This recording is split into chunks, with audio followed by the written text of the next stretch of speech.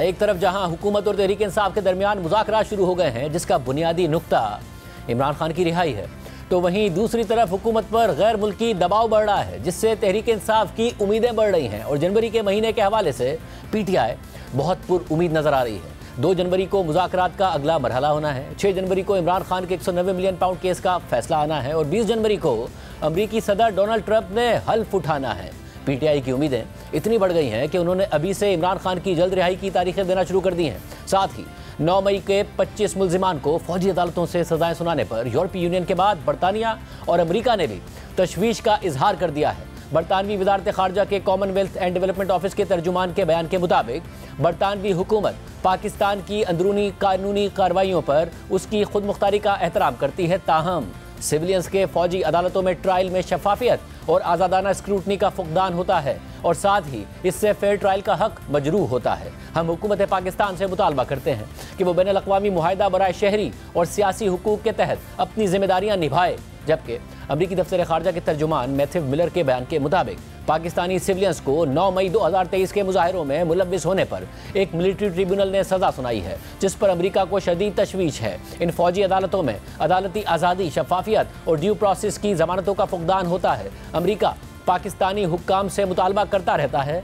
कि वो पाकिस्तान के आइन में फराहम किए गए फेयर ट्रायल और ड्यू प्रोसेस के हक का एहतराम करें। अहम बात यह है कि इस मामले पर भी ट्रंप के नामजद करदा खुसूसी नुमाइंदे रिचर्ड ग्रेनल तहरीक इंसाफ की हिमायत में सामने आ गए हैं और उन्होंने बाइडेन इंतजामिया पर तनकीद करते हुए इस मामले पर ताखीर करने के साथ साथ बहुत कम और बहुत कमज़ोर मौक़िफ़ अपनाने का तंज़ किया है।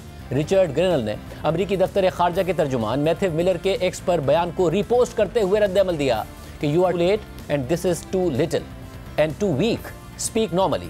और फिर इसके बाद रिचर्ड ग्रेनल ने इमरान खान की रिहाई का मुतालबा कर दिया। वाज़ेह रहे कि जब से ट्रंप ने इलेक्शन में कामयाबी हासिल की है, तब से ही पीटीआई ने इमरान खान की रिहाई के लिए उनसे उम्मीदें वाबस्ता कर ली थी, मगर जब से ट्रंप ने इमरान खान के हामी समझे जाने वाले रिचर्ड ग्रेनल को अपना खुसूसी नुमाइंदा नामजद किया है, तब से पीटीआई की उम्मीदें बहुत ज़्यादा बढ़ गई हैं और पीटीआई सोशल मीडिया के जरिए बराह रास्त रिचर्ड ग्रेनल से इमरान खान की रिहाई के लिए किरदार अदा करने यानी मुदाखलत करने की दरख्वास्तें कर रही है, जिस पर रिचर्ड ग्रेनल तहरीक इंसाफ और इमरान खान की हिमायत में सोशल मीडिया पर मुसलसल बयानात जारी कर रहे हैं और फ्री इमरान खान का हैशटैग इस्तेमाल कर रहे हैं। जबकि पीटीआई के रहनुमाओं और कारकुनों से लेकर उनके हिमायती यूट्यूबर्स तक रिचर्ड ग्रेनल की पोस्ट को शेयर कर रहे हैं और बार बार उन्हें टैग करके पाकिस्तानी हुकूमत, फौज और सहाफ़ियों की शिकायतें लगा रहे हैं। बहरहाल फौजी अदालतों से 25 सिविलियंस को सजाएं सुनाए जाने के बाद पाकिस्तान पर बैनुल-अक़वामी दबाव बढ़ रहा है। यूरोपीय यूनियन, बरतानिया और अमरीका तशवीश का इजहार कर रहे हैं और मुतालबा कर रहे हैं कि पाकिस्तान बैनुल-अक़वामी मुआहिदों और पाकिस्तानी आइन के मुताबिक फेयर ट्रायल के तकाजे पूरे करे और इस मामले पर हुकूमत पाकिस्तान का रद्द-ए-अमल सामने आ गया है। तर्जुमान दफ्तर खारजा के बयान के मुताबिक पाकिस्तान इंसानी हुकूक के हवाले से तमाम बैनुल-अक़वामी जिम्मेदारियों पर अमल दरामद के लिए पुरअज़्म है।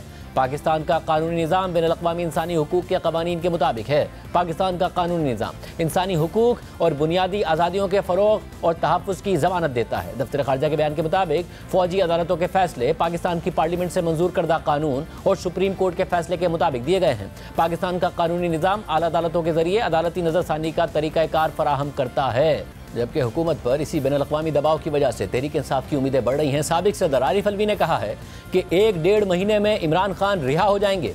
जिनकी बुनियाद पर ये रेजीम चेंज लाए थे, उन्हीं आकाओं ने इनका ऑक्सीजन कमज़ोर कर दिया है।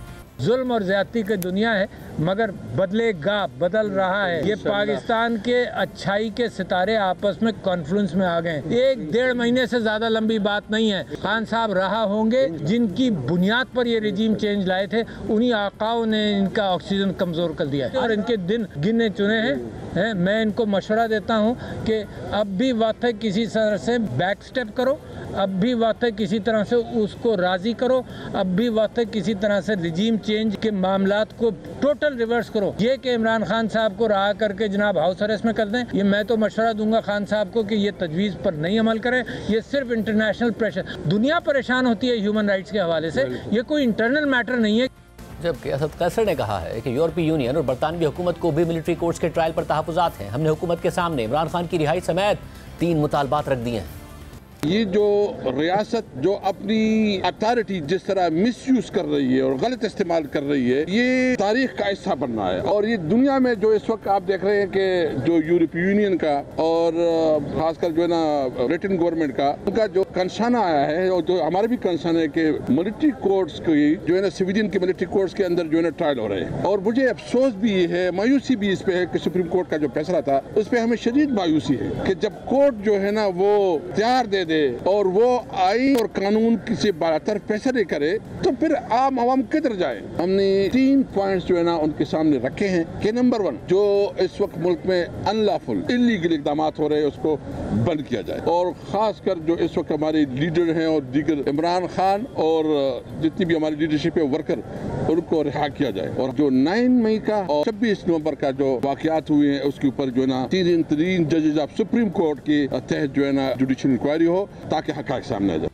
इसके अलावा आज अडियाला जेल में बुशरा बीवी, बैरिस्टर गौहर खान और फैसल चौधरी समेत वकला की इमरान खान से मुलाकात हुई। इमरान खान के एक्स हैंडल पर उनकी वकला से गुफ्तगू शेयर की गई है, जिसमें इमरान खान का कहना है कि पार्टी की मुज़ाकराती कमेटी की काविशें अच्छी बात है, मुज़ाकरात के अमल को मायने खेज बनाने के लिए अहम है कि मेरी मुलाकात मेरी नामजद करदा मुज़ाकराती टीम से करवाई जाए ताकि मुझे मामलात का सही इल्म हो सके। मैंने साहबजादा हामिद रजा को तहरीक इंसाफ के मुज़ाकराती अमल का तर्जुमान नामजद किया है। हमारे 2 मुतालबात पर अमल दरामद की सूरत में हम सिविल नाफरमानी की तहरीक को मौखर कर देंगे, लेकिन मुझे खदशा है कि हुकूमत हमारे 9 मई और 26 नवंबर की तहकीकात के मुतालबे को पसे पुश्त डालने की कोशिश करेगी, लेकिन हम ऐसा नहीं होने देंगे। इमरान खान ने मजीद कहा है कि मिलिट्री कोर्ट्स के गैर आइनी फैसलों को मुस्तरद करता हूँ। उन फैसलों की वजह से पाकिस्तान की बैनुल अक़वामी दुनिया में बदनामी भी हो रही है और ऐसे गैर इंसानी अमल से मुल्क को मुआशी पाबंदियों का सामना भी करना पड़ सकता है। इसके अलावा इमरान खान ने सुप्रीम कोर्ट के आइनी बेंच पर भी तनकीद कर दी है। इमरान खान से मुलाकात के बाद मीडिया से बात करते हुए बैरिस्टर गौहर खान ने कहा